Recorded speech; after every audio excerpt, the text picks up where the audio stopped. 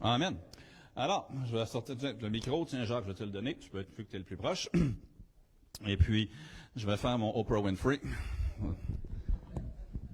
En espérant être moins New Age qu'elle un petit peu. Mais on va essayer de sortir nos questions et puis voir, vous donner l'occasion de donner des réponses bibliques. Alors, pour la première question, c'était tout simplement, d'un point de vue pratique, quel est, selon vous, l'objectif premier de l'évangélisation? Donc, on peut commencer avec Jacques, vu que tu as le micro. Et puis, c'est quoi, selon toi, l'objectif premier lorsqu'on veut évangéliser?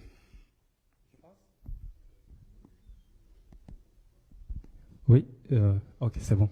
Je pense que l'objectif premier de l'évangélisation, c'est de faire des disciples. Parce que souvent, je pense qu'on s'arrête juste à dire, bon, on va annoncer l'évangile, la personne accepte et devient, elle accepte le Seigneur, elle est sauvée. Mais je pense que l'ultime objectif, c'est qu'elle est sauvée, elle est intégrée à l'Église et elle est effective. Elle devient une personne effective qui, à son tour, est en train de faire d'autres disciples. Et ça, je pense que l'objectif pour moi, c'est de faire des disciples. Parfait, merci. On peut passer le micro à Luc. Luc, selon toi, d'un point de vue pratique, c'est quoi notre premier objectif quand on évangélise? C'est exactement la même réponse que j'avais notée. Faire des disciples, c'est-à-dire que la personne en vienne qu'à vouloir suivre Jésus. Donc, c'est beaucoup plus que juste mettre sa foi dans l'Évangile, accepter la grâce. C'est vraiment reconnaître Jésus comme le Seigneur de sa vie, vouloir suivre son enseignement, bien sûr, comme Jésus l'a dit dans la Grande Commission. Enseignez-leur à observer tout ce que je vous ai prescrit. Donc, c'est ça le but. Suivre son exemple, bien sûr, le suivre à tout point de vue. Donc, c'est quelque chose qui ne se fait pas en 5 minutes, ça ne se fait pas en 1 mois non plus. C'est un processus de longue haleine. Mais clairement, on veut faire des disciples solides, affermis, qui vont persévérer à suivre le Seigneur, puis comme Jacques l'a dit, éventuellement, faire d'autres disciples. C'est ça le but. Dan? Moi, je suis allé plus a priori. Si je rencontrais une personne puis que je voulais lui témoigner, ce serait vraiment pour qu'elle puisse vraiment bien comprendre le plan du salut, les différentes étapes, puis qu'elle soit prête à pouvoir prendre la décision quand elle voudra le faire. Donc, dans le fond, Dan, si je comprends bien, c'est pas toujours un one-shot, comme on l'a entendu ce matin dans le message de Benoît, c'est que des fois, il faut revenir plusieurs fois. J'avais lu, il y a un livre, je ne sais pas si vous l'avez vu, c'est une thèse de doctorat que quelqu'un avait fait au Québec. Ça s'appelait « Histoire du protestantisme québécois depuis 1960 ». Un titre là, qui est passionnant, je sais. Là. Mais dans ce livre-là, il avait fait un sondage auprès des Québécois, combien de fois ils ont entendu l'Évangile clairement avant d'accepter Christ. La moyenne, c'était 8. Pas 8 visites à l'Église, mais 8, tu t'assois, tu expliques l'Évangile en long et en large. Puis la moyenne au Québec, c'était 8. Donc oui, que l'Évangile soit clair, mais ensuite de devenir des disciples. J'ai bien aimé la profondeur de vos réponses là-dessus. La deuxième question, Dan, tu peux garder le micro. Quel est selon vous, puis là je sais que ça ouvre un large éventail, quel est selon vous le plus grand obstacle à l'évangélisation? J'aurais tendance à croire que c'est le fait que les gens ne croient plus en l'existence de Dieu. Souvent, moi, quand je vais témoigner, c'est une des premières choses que, souvent, il y a beaucoup de monde qui sont encore athées, que, quand ils ont rejeté la religion, ils ont souvent rejeté Dieu par la même occasion. Fait que souvent, moi, ce que je veux faire, c'est leur amener que, Dieu existe. Il nous a donné sa parole, puis, voici c'est quoi son plan pour l'humanité, là. Okay. Fait que moi, je pense que c'est vraiment, en tout cas pour les gens que j'ai souvent rencontrés, c'est ce type d'obstacle-là. Ils ne croient pas en Dieu. Mm-hmm. Fait que c'est pas. Faut commencer par la base. Ouais, OK. Merci. Luc? Moi, j'ai plus pris la question par rapport à nous. C'est quoi qui nous fait obstacle clairement, c'est juste la tiédeur spirituelle, appelons ça comme on veut, mais juste d'être stagnant et de ne pas être rempli de l'esprit, d'être charnel, appelez ça comme vous voulez, mais si on est tiède spirituellement, une des premières conséquences, c'est qu'on n'aura plus vraiment ni le fardeau, ni le courage, ni l'amour nécessaire pour témoigner. Fait que la première étape, si on veut être des témoins efficaces, c'est vraiment de prendre soin de notre propre santé spirituelle.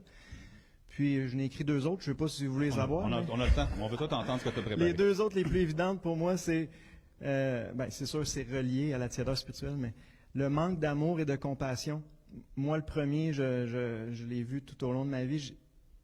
C'est facile de s'endurcir puis comme d'accepter le fait que les gens qui nous entourent sont perdus, puis de devenir endurci à ça.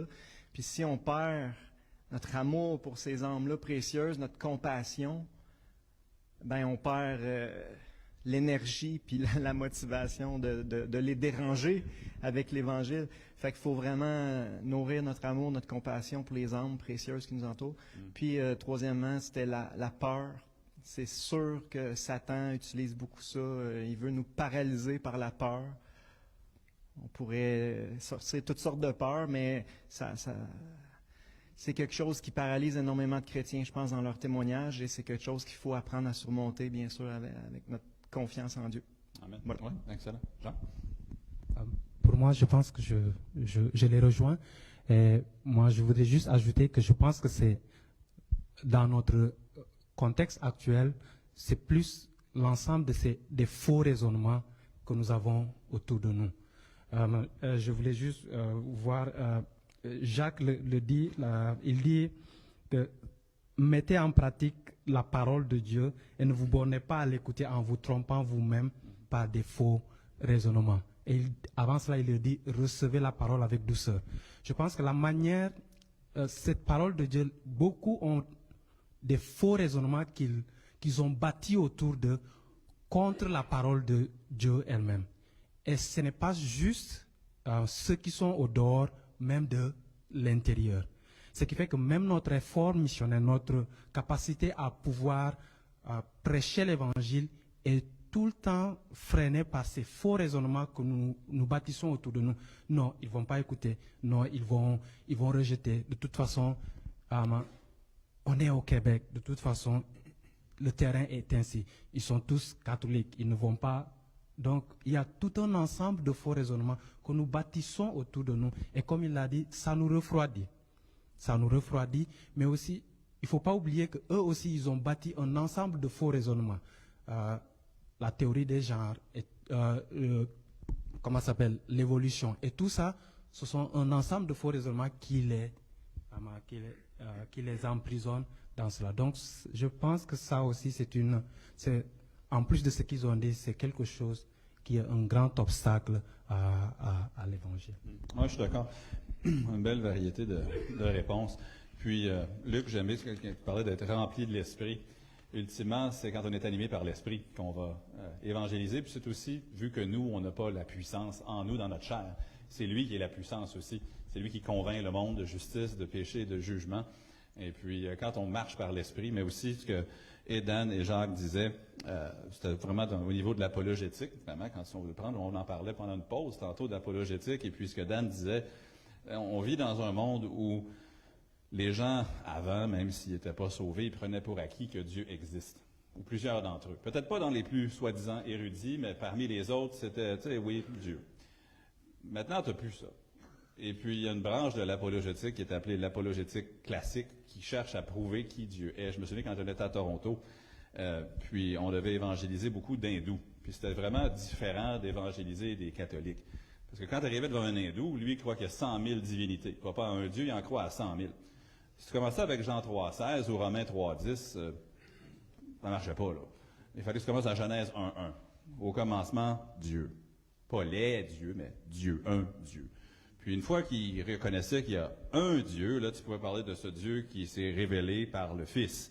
Puis ensuite, tu pouvais aller dans l'Évangile. Mais tu ne pouvais pas, dans une brève conversation de 30 minutes, arriver à accomplir tout ça. Puis je pense qu'on arrive vraiment à un peu la même chose aujourd'hui, qu'on doit bâtir. Pas juste bâtir des ponts, on va parler de ça dans un instant, mais bâtir des arguments avec les gens, des relations, mais au point de pouvoir les influencer. Je ne sais pas si vous avez lu la biographie de Nabil Qureshi. Je cherchais Allah, j'ai trouvé Jésus, un livre qui était quand même assez répandu. Puis dans sa biographie, il écrivait que lui, ça lui a pris 4 ans avant d'être sauvé, avant de devenir un disciple de Jésus. Puis quand il est devenu un disciple, il l'a fait au péril de toute sa relation familiale. Ses parents ne voulaient plus rien savoir de lui. Il était rendu à un point où non, si Jésus est qui il dit il est, je ne peux pas me passer à côté de ça, il faut que je l'accepte.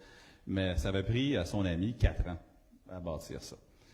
puis le Saint-Esprit travaillait dans sa vie et tout, mais de bonnes réponses, mais je crois que de plus en plus, je parlais avec ma femme aussi cette semaine, on parlait parce que un de nos champs missionnaires premiers, c'est dans nos propres foyers, avec nos propres enfants. Et puis, quand on veut évangéliser nos propres enfants, ultimement, eux aussi ont des questions. S'ils vont à l'école ou ils entendent quelque chose, puis ils entendent plein de messages qui sont l'inverse de ce qu'ils entendent le dimanche à l'église, comme la théorie des genres, l'évolution, différentes choses. Et puis, des fois, ils vont peut-être pas dire, mais nous, en tant que parents chrétiens, il faut qu'on soit intentionnels pour donner des vraies réponses. Pas juste dire, non, je t'ai dit ça. C'est correct, il y a une place pour son autorité parentale, mais des fois, il faut carrément que tu donnes des réponses bibliques et tout ce qui est biblique est crédible, mais de pas juste prendre ça à la légère. Sinon, ils arrivent à 15, 16, 17, 18 ans, puis là, ils sont pas sûrs. Mes parents m'ont pas répondu vraiment à mes questions. Puis des fois, en tant que pasteur ou en tant que leader de jeunesse, je pense qu'on doit de plus en plus faire ça, d'aller contre ces fausses idées-là qu'ils ont. On pourra en parler longtemps. Troisième question, que pensez-vous d'évangélisation dite relationnelle? Et croyez-vous qu'elle soit la clé pour témoigner aujourd'hui? Donc, de bâtir des relations, c'est quoi peut-être dans votre expérience ou dans votre avis là-dessus sur la relation? Pour moi, je pense qu'elle a une grande place aussi aujourd'hui. Je viens du Sénégal et c'est un pays musulman, même s'il n'est pas assez fermé, mais c'est un pays musulman. Donc, l'évangélisation par la relation est presque la seule porte que nous avons. Parce que quand tu prêches l'évangile, on va juste t'écouter, ils vont être assez gentils, mais personne ne veut prendre une décision, surtout quand on est en groupe. Donc, je pense que l'évangélisation par relation est une bonne porte.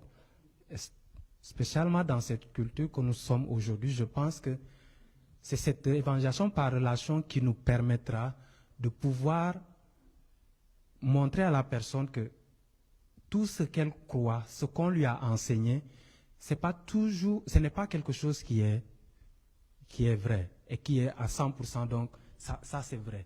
Donc, c'est en ce moment avec la relation qu'on a avec la personne, les discussions qu'on a avec la personne, qu'on commence à enlever les petites pierres qui sont sur le chemin, à cultiver, à préparer le terrain pour que quand la semence est semée, elle puisse germer et donner du fruit comme il le faut. Je pense qu'elle a une grande place dans notre société d'aujourd'hui.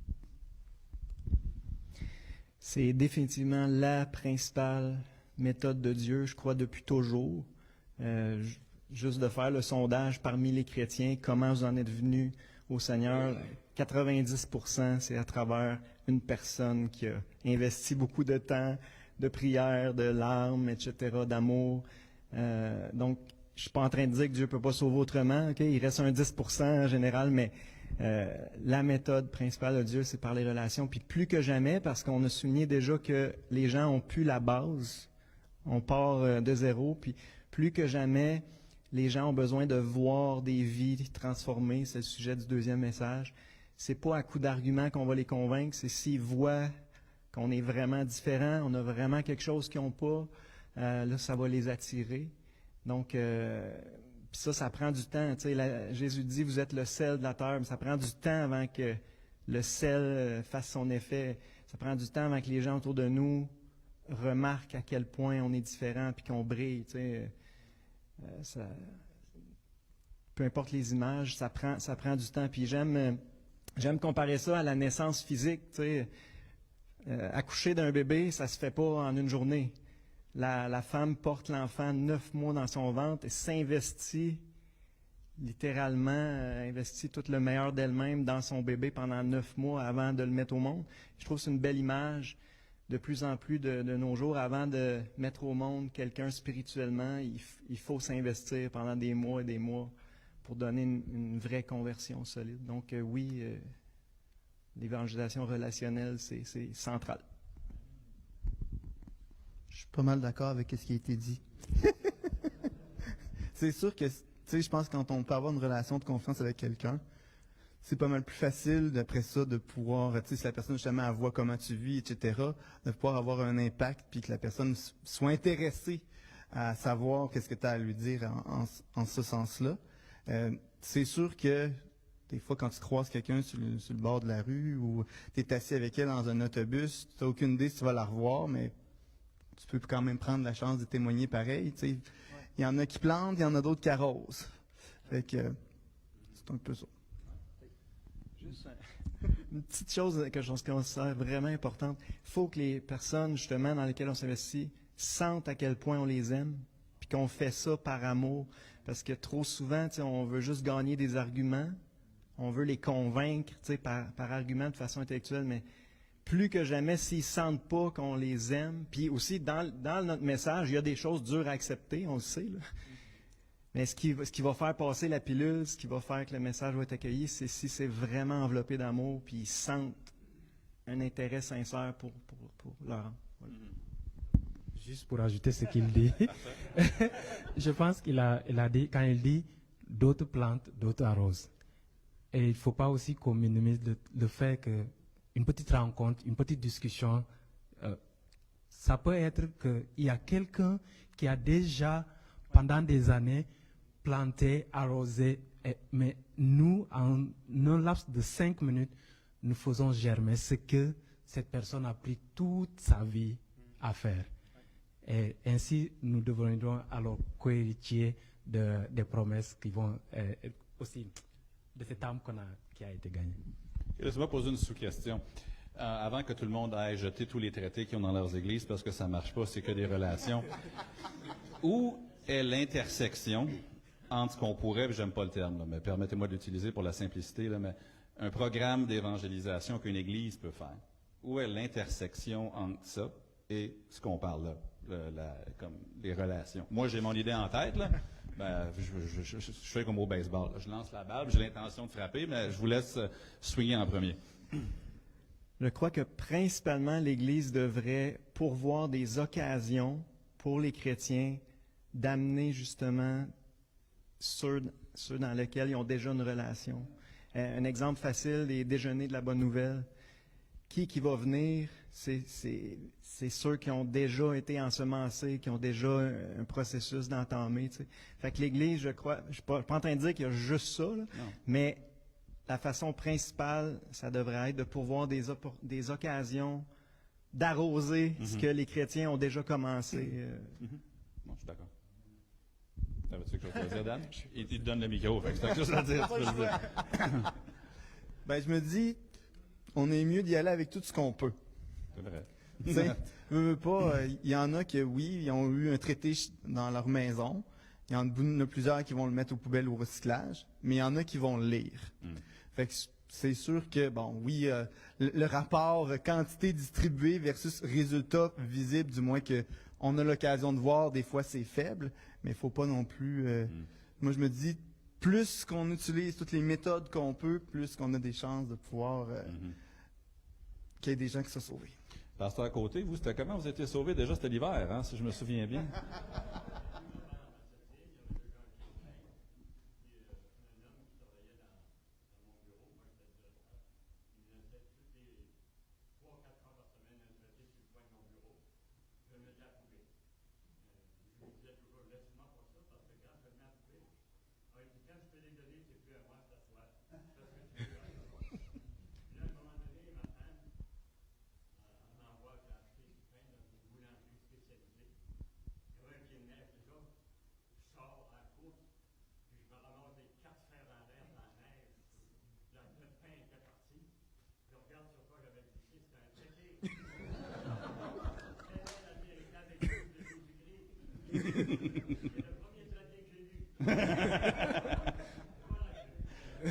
Fait qu'on pourrait dire qu'il y avait une combinaison d'une relation avec ce couvrier-là, plus un traité, plus la bonne saison hivernale.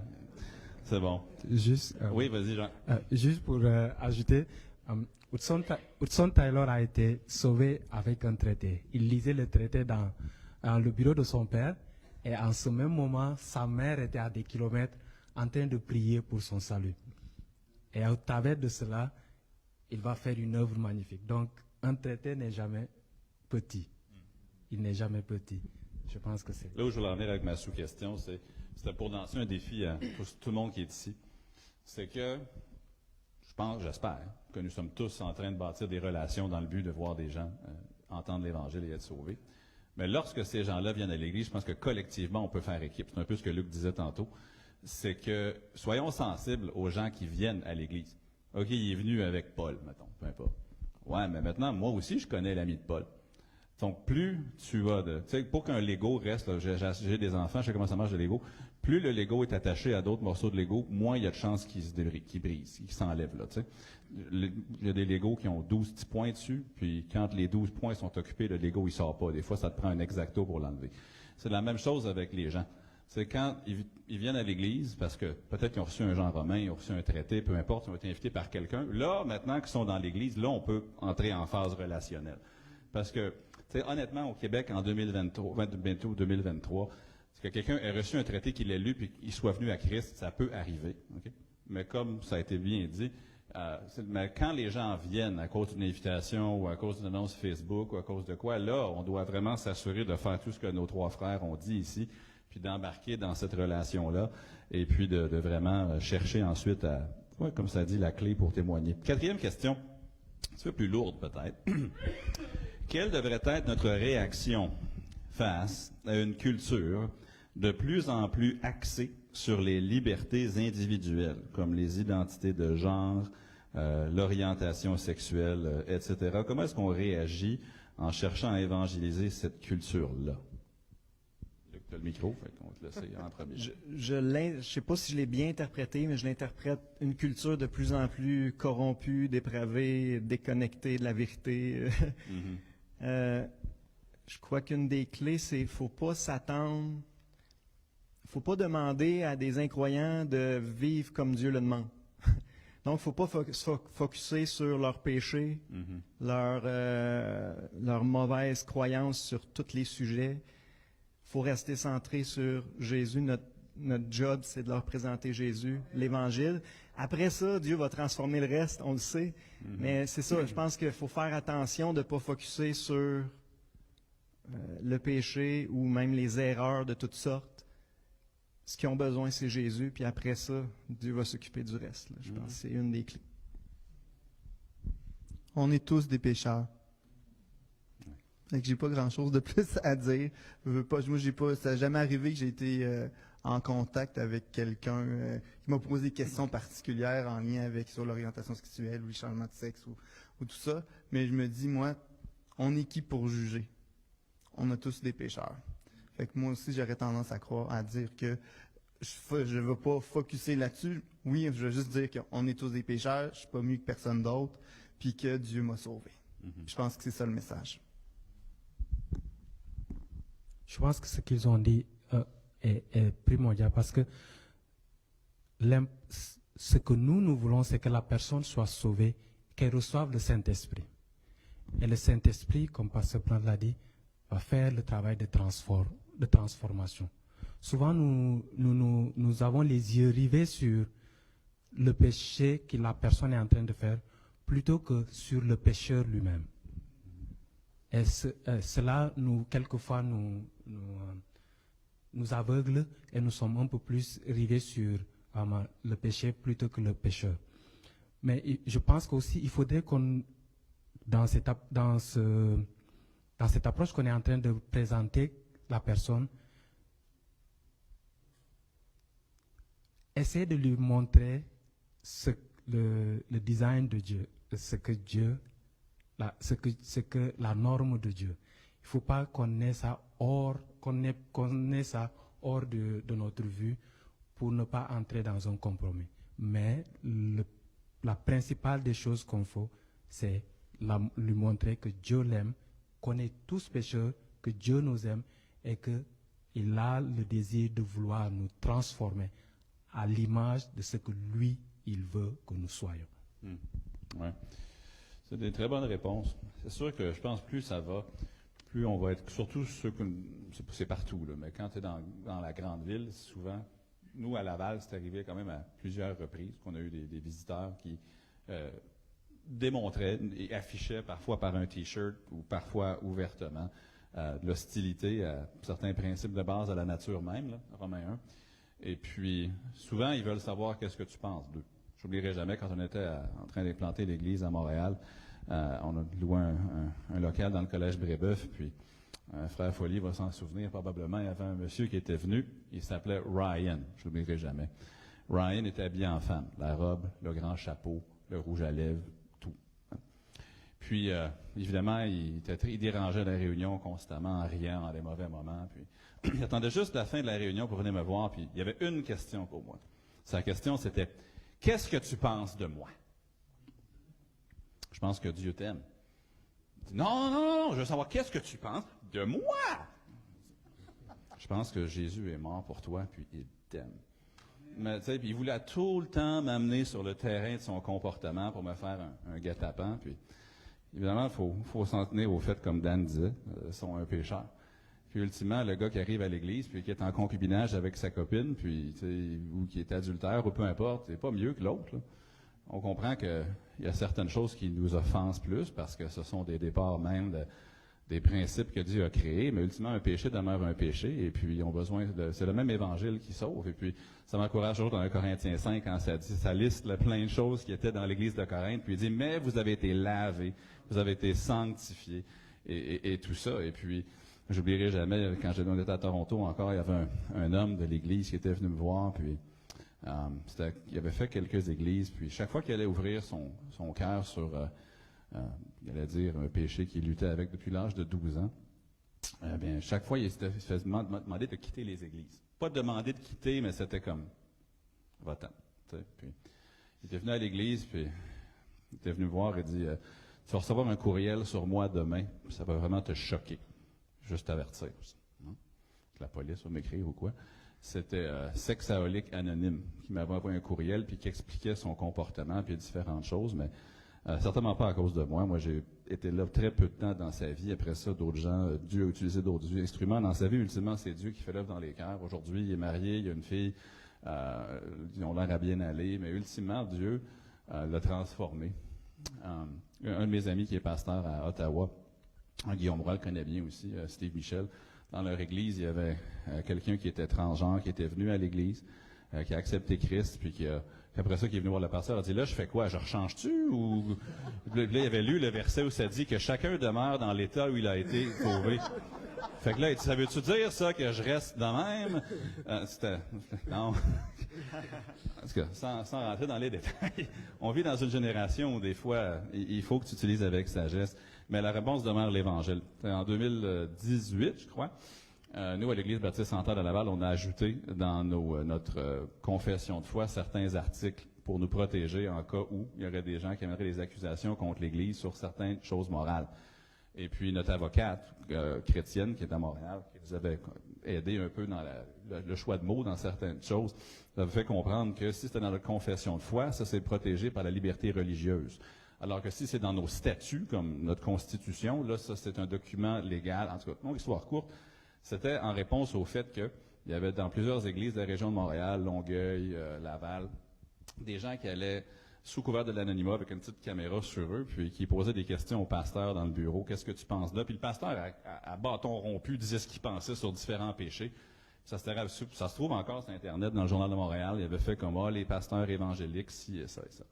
Ultimement, l'erreur qui avait été faite là-dedans, c'était justement de ne pas focusser sur Christ, puis de ne pas focusser sur l'Évangile. Tu peux dire ce que tu penses. Eux, ils pensaient qu'ils étaient dans l'intimité de leur bureau, ils étaient filmés à leur insu, ce qui est déjà là, éthiquement incroyable. Mais l'idée, c'est ça. C'est de focusser sur le fait qu'ils sont des pécheurs, qui ont besoin d'un sauveur. Et puis, ces choses-là, on va les voir de plus en plus jusqu'à ce que le Seigneur revienne. Mais très bonne réponse. Merci, messieurs. Question 5. Pourquoi l'autorité des Écritures, de même que la suffisance, donc autorité et la suffisance des Écritures, sont-ils si importants lorsqu'il est question d'évangélisation? Donc l'autorité et la suffisance des Écritures, pourquoi est-ce que c'est si important quand on parle d'évangélisation, Jacques? Je pense que c'est très important parce que c'est à partir de cette autorité et de cette suffisance des Écritures que nous avons le mandat d'aller. Parce que les Écritures ont leur autorité sur nous. Donc, tout ce qu'ils nous disent, les commandements qu'ils nous donnent et la mission qu'ils nous donnent, qui est un commandement, prend sa source de cette autorité des Écritures sur nous. Leur suffisance, c'est que les promesses qu'il nous donne par rapport à ce commandement qu'il nous donne d'aller, nous pouvons nous appuyer sur cela pour l'exécuter. Parce qu'ils sont assez suffisants pour... et leur autorité est vraie, donc nous y croyons entièrement. Donc je pense que ça a une grande importance pour l'évangélisation. De l'autre côté, c'est que c'est au travers de cette autorité et cette suffisance que nous pouvons vraiment annoncer, définir ce qu'est l'évangile que nous allons annoncer. L'évangile que nous allons annoncer, c'est l'évangile que les Écritures nous donnent. Et cet évangile est suffisante. Elle est suffisante. Nous n'avons pas besoin d'ajouter autre chose à cela. Les Écritures sont suffisantes pour convaincre et faire tout le travail qui va venir après. Donc je pense que ça, c'est une chose très importante, essentielle, je peux dire, pour l'évangélisation. C'est le seul fondement qu'on a. Sans les Écritures, le christianisme, ça se limite à des traditions humaines. C'est le seul fondement qu'on a. Fait que oui, il faut rester sur le fondement, absolument. Puis, il y a tellement de gens qui disent croire en Jésus, mais c'est pas vraiment le Jésus de la Bible. C'est un Jésus qui fait leur affaire, un Dieu qui fait leur affaire. Fait que la seule façon d'essayer d'amener quelqu'un à remettre en question ses croyances, c'est de lui présenter les Écritures, puis de dire qu'est-ce que tu en penses, c'est-tu l'opinion de l'homme qui est le plus fiable? On est rendu quasiment 8 milliards sur la Terre. Ça fait du sens que Dieu nous ait révélé la vérité. Puis là, les gens ont une décision à prendre, croire dans les Écritures ou croire dans n'importe quoi d'autre. Là. Mais c'est incontournable. Il y a tellement de religions qui se disent basées sur la Bible que si on n'est pas en mesure de prouver que ce que nous dit, c'est vraiment uniquement la Bible, ben on n'a pas de crédibilité par rapport aux autres religions. Il y a des gens qui vont dire, moi je veux pas prêcher les baptistes, je veux prêcher Dieu, le salut, puis ce que la Bible dit, pas ce que n'importe qui d'autre a rajouté ou ils ont eu une vision de ci, de ça. Moi, on se fait souvent poser la question, parce que il y a encore quand même pas mal de catholiques, des fois pratiquants dans nos régions. Puis c'est souvent la question, c'est quoi la différence entre toi, ou les baptistes ou le catholique? Mais moi, je vais toujours ramener ça que moi, je suis pas nécessairement... Oui, je vais dans une église baptiste. Et mon fondement, c'est pas les baptistes, c'est la Bible.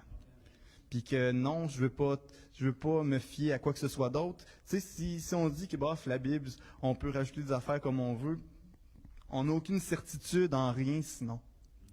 Fait que moi, c'est pour ça que c'est tout le temps que je vais ramener ça à il n'y a que la Bible, c'est ça la vérité. Puis que je veux pas rajouter quoi que ce soit d'autre parce que sinon, la vérité, il n'y en a plus. Et puis, qu'est-ce qu'on fait? Là, je ne suis pas ici de poser des questions. Qu'est-ce qu'on fait si la personne a dit, moi, mais comment je peux savoir que c'est la vérité, la Bible? Parce que ça revient tout le temps, là. Puis, je veux juste partager quelque chose de très pratique. Moi, quand quelqu'un doute, serait ouvert à croire, mais doute des Écritures, ce que j'ai toujours utilisé, moi, personnellement, c'est les prophéties messianiques. J'aime beaucoup ça parce que c'est ça, je n'ai pas besoin d'expliquer. Là. Il y a énormément de prophéties très précises dans l'Ancien Testament qui annonçaient Jésus, que Jésus a accompli à la lettre. Et pour moi, si on prend le temps vraiment de montrer ça à la personne, d'expliquer, ça a été écrit 700 ans avant, là. Puis regarde, voici le récit de l'Évangile, puis là, tu fais ça 20 fois de fil. Je trouve que c'est une façon assez simple de prouver que les Écritures sont surnaturelles, là, parce que l'homme n'est pas capable de prophétiser comme ça. Puis, en même temps, ça annonce Jésus. En même temps que tu prouves les Écritures, que tu prouves que les prophéties étaient réelles, tu y montres que c'est Jésus le Messie, c'est Jésus qui a tout accompli. Donc, c'est juste une approche pratique pour quelqu'un qui doute dans les Écritures. C'est une approche qui peut être prise pour essayer de le convaincre. Là. Juste pour ajouter à cela, nous sommes dans un monde qui de plus en plus nie une vérité absolue, une autorité et une vérité absolue. Donc, on est de plus en plus dans une culture où les gens n'arrivent plus à avoir un fondement sur lequel ils peuvent s'accrocher. Donc, quand nous leur apportons une certitude et une parole qui est certaine et sur laquelle nous basons une autorité certaine, je pense que ça peut être un grand atout pour beaucoup de gens qui sont en quête et en recherche de stabilité au milieu d'une société où ils n'ont plus aucun repère, aucune stabilité ni autorité devant eux. Je pense que ça, c'est un grand point. C'est un bon point. Puis je pense à tout ce que vous avez dit. Et puis tout ce que... Puis aussi, ça va en lien avec le texte que Pasteur Plante lisait tantôt quand Paul était à Athènes. Il passait tous les jours juste à entendre puis à dire des nouvelles. C'est-à-dire que la vérité, soi-disant vérité, ou tel qu'eux auraient défini, le mot vérité, ça changeait constamment. Et puis, oui, Benoît, je vois votre main, tu peux t'avancer, puis on va te parler après si tu veux. Non, il veut intervenir. Mais ça, c'est qu'ultimement, Paul, il s'en est tenu à la vérité parce qu'il était intéressé à faire des disciples. Il n'était pas juste intéressé à ce que tout l'aéropage fasse une soi-disant profession de foi. Mais il s'en est tenu à la vérité, avec l'autorité. Puis s'il y a juste Damaris puis une couple d'autres qui ont cru, au moins c'est devenu des vrais disciples, plutôt que d'avoir juste des masses, mais qui n'ont rien donné. Oui, Benoît? Je vais juste demander aux trois participants. Ma question était un peu en lien avec la question précédente. Donc, lorsque je parlais de l'autorité des Écritures, de suffisance, je voulais que vous parliez un peu de l'importance de bien stabiliser notre évangélisation sur l'autorité des Écritures, dans le sens où parfois on commence à dévier, où il y a des choses qu'on considère secondaires, comme que ce soit la création, ou que ce soit l'homosexualité, toutes ces choses-là. On attache moins d'importance à ça parce qu'on dit l'important c'est le salut. Mais lorsqu'on commence à baisser nos standards par rapport à l'autorité des Écritures sur un domaine, ça peut avoir une incidence sur notre évangélisation. Fait que c'est dans ce sens-là que je voulais. On est tous d'accord, j'espère, ici sur l'autorité des Écritures, la suffisance, mais qu'est-ce qu'on fait? Qu'est-ce qu'on réagit ou dans la pratique? Est-ce que parfois c'est possible qu'on baisse nos standards parce qu'on se dit, ben, au moins ça c'est plus important? Mais je trouve qu'il y a un problème de raisonnement ici. Parce que si par exemple, on parle à quelqu'un qui est transgenre, puis on lui dit, bien gars, Dieu t'aime. C'est vrai que Dieu aime le pécheur. Mais en même temps, on lance un faux message. Dieu m'aime, comme je suis. Parce que pour eux, c'est une identité, c'est pas juste un choix, ils sont transgenres. Donc, on lance des fois des faux raisonnements, puis ça vient bâtir quelque chose de plus profond. Donc, je ne sais pas si vous voulez me donner votre idée, c'est trop... Oh, je vais me lancer. Je pense que dans ce sens, je pense que je l'avais un peu, je n'ai dit qu'il ne faut pas que nous oublions par rapport à la théorie de genre et autres, ce que l'Écriture dit. Même si on doit prêcher que notre focus est sur l'Évangile, mais il ne faut pas qu'on ait des œillères jusqu'à oublier ce que l'Écriture dit sur ce que le péché de la personne ou bien le style de vie. Je pense que dans l'arrière-plan de notre communication, nous devons l'avoir avec nous, de telle sorte que quand la personne à qui nous sommes en train de communiquer cet amour de Jésus-Christ puisse voir qu'au-delà de cet amour, ce Dieu qui est plein d'amour a aussi un standard qu'il a déterminé pour chaque chose. Que ce soit un standard de vie, mais aussi un standard de comment l'approcher. Parce que ce n'est pas juste la théorie des genres, mais il y a aussi le côté religieux aussi va rejoindre cela. Oui, Dieu t'aime, mais il y a une manière de s'approcher de lui, mais aussi Dieu t'aime, voici ce qu'il a défini de ce que toi tu es. Et je pense que c'est une chose assez difficile à pouvoir mettre en place dans une première conversation avec une personne à bâtir.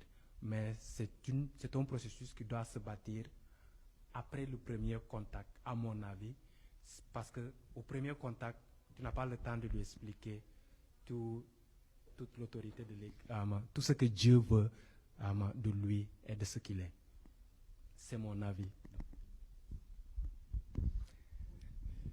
Moi, je persiste à croire qu'une fois que la personne a le Saint-Esprit, tout le reste, tous les autres sujets, ça va. Je comprends que nous, faut être ferme sur tous les sujets, mais pour moi, ça vient après. C'est comme l'étape après. Ça sert à rien d'essayer de convaincre la personne sur aucun autre sujet tant que la personne n'a pas reçu la grâce de Dieu puis le Saint-Esprit, ça donnera rien de.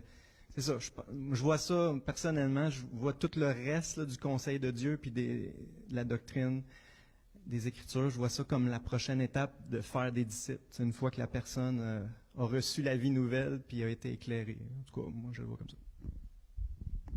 Ben, je me dis que cette personne-là, elle a sûrement eu des mauvaises pensées, elle a sûrement menti, elle a sûrement fait plein d'autres situations qui la mettent en état d'être pécheur. Puis c'est probablement vraiment plus là-dessus que disons que pas que je frapperais, mais dans le sens que je mettrais l'emphase sur ça. Tu es un pécheur, tu es condamné, puis tu as besoin de te repentir comme toutes les autres.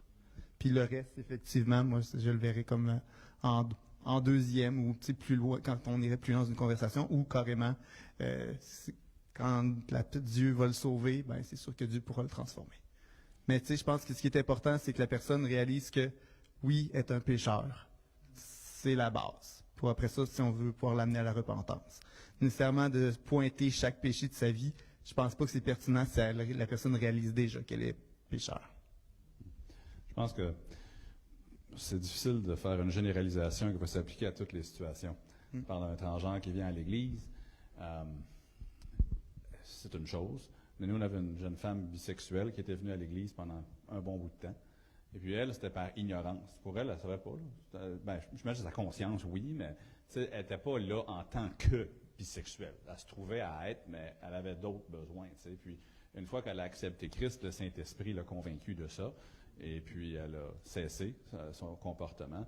Mais tu peux en avoir un autre qui va arriver, même symptôme, mais militant. Puis là, est-ce que tu peux vraiment penser que la personne ne n'est pas repentie tant qu'elle continue, qu'elle persiste? Jésus, tu vas me sauver, même si moi je vais rester comme ça. Donc, je pense que c'est difficile de généraliser. Puis quand on est rempli de l'Esprit, puis on marche par l'Esprit, il va nous montrer cas par cas qui le fait par ignorance, qui le fait par rébellion ouverte. Ben, c'est une excellente question que Benoît pose. Et puis, c'est sûr qu'on ne doit pas avoir crainte de prendre position sur tout. Mais c'est sûr qu'on ne veut pas s'approcher, du moins moi, je pense pas qu'on veut ça, ce qu'on appelle en anglais le Lordship Salvation, que mets-toi en règle dans tout dans ta vie, puis après ça, Jésus te sauvera.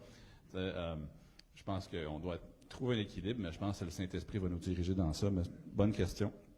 Numéro 6. Comment notre compréhension biblique de la conversion devrait-elle influer ou orienter notre évangélisation? Donc, notre compréhension biblique de la conversion. Hein? C'est sûr que si on veut vraiment amener quelqu'un à être sauvé, il faut bien connaître le processus. Il faut bien connaître les étapes dans le sens que, oui, la personne a besoin de réaliser qu'elle est pécheur, qu'elle a besoin de se repentir, puis que Jésus est là pour la sauver. Fait que c'est sûr que mieux qu'on comprend ça, plus qu'on est en mesure de l'expliquer adéquatement pour que la personne puisse passer à l'action. Pour moi, le point principal de cette question-là, c'est que c'est Dieu qui fait le miracle. Puis ça change tout dans notre approche. On n'est pas responsable des résultats. Et ça enlève un gros fardeau. Et ça va nous protéger, je pense, d'être, d'en mettre trop, de mettre de la pression, de prendre même certaines ruses, pour convaincre à tout prix.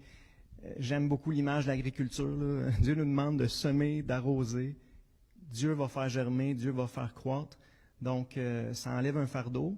Puis, ça nous protège de. Ça sert à rien là, de crier après la graine là, à chaque jour, qu'elle t'attend pour germer, puis on n'est pas capable de faire germer. Puis ça, il faut l'accepter que c'est l'œuvre de Dieu. Mais comme on l'a bien entendu, on a notre responsabilité, c'est de semer, d'arroser, de prier. Mais le résultat, c'est vraiment entre les mains de Dieu. Puis je pense que c'est la bonne approche là, pour évangéliser de façon saine. Je pense que c'est effectivement ce qu'ils disent. Quand nous connaissons vraiment le processus de salut, on saura comment on va mener les actions d'évangélisation, comment on va évangéliser. On sait que la personne doit arriver à la réalisation qu'elle est pécheur et qu'elle a besoin d'un salut. Mais aussi que la personne doit mettre sa confiance en Christ et Christ seul, pas en Christ plus autre chose. Donc tout cela, si on le sait, cela va influencer le message que nous allons envoyer, que nous allons annoncer, aussi les moyens que nous allons utiliser pour l'annoncer. Si on sait que ce n'est pas par nos propres forces, on ne va pas se fatiguer à user de ruse ou bien à user de subterfuge pour pouvoir tromper la personne afin que la personne puisse mettre sa foi, parce que ce n'est pas de notre propre force. Mais aussi, ça nous permet aussi de ne pas se décourager quand nous annonçons, d'avoir beaucoup plus de zèle, parce qu'on sait que, ultimement, c'est Dieu qui fait le travail. Et n'oublions pas une chose, c'est que l'évangile, c'est la puissance de Dieu. C'est la puissance de Dieu. À elle seule, elle est la puissance de Dieu, le miracle de Dieu pour le salut de quiconque croit. Dernière question, question 7. Que pensez-vous de l'énoncé suivant? Nous devons nous assurer de considérer l'évangélisation comme une discipline spirituelle. Donc, on sait que la lecture, la méditation de la Bible, la prière, ce sont des disciplines spirituelles. D'autres pourraient ajouter peut-être le jeûne ou autre chose. Mais nous devons nous assurer de considérer l'évangélisation comme une discipline spirituelle. Je pense que nous devrons effectivement prendre l'évangélisation comme une discipline spirituelle. Parce que quand nous voyons la commission, l'énoncé de la commission en Matthieu 28, quand il dit « Allez, faites de tous les disciples », et je pense que Pasteur Lévé la dernière fois en prêchant là, je ne sais pas, en allant, c'est comme un verbe de mouvement. Pendant que nous sommes en train d'aller, pendant que nous sommes en mouvement, pendant que nous sommes en train de vaquer à nos occupations quotidiennes, nous devrions être en train de faire des disciples. Donc, si cela est vrai, ça veut dire que ça doit être quelque chose d'intentionnel, mais aussi quelque chose qui est incorporé à tout ce que nous faisons. Donc, et pour que cela puisse être une réalité, il faut que ça soit une discipline. La discipline, c'est quelque chose que tu fais chaque jour. Même quand c'est difficile, tu le fais quand même. Et aussi, elle est encouragée parce que tu as la confiance qu'il y a un résultat. Même si le résultat est maigre, il y a toujours quelque chose. Je pense que nous devrons considérer l'évangélisation comme une discipline à cause de la commission qui nous a été donnée. À l'intérieur de cet énoncé, de cette commission, nous voyons un travail de discipline qui doit être fait. Oui, c'est une question d'obéissance, mais moi, j'aime pas focusser là-dessus. J'aime mieux focusser sur l'être que sur le faire. Dans le sens que si on est ce qu'on doit être, si on est rempli de l'esprit, on va briller. On va répandre le parfum de Christ. On va être une odeur de vie pour quelques-uns.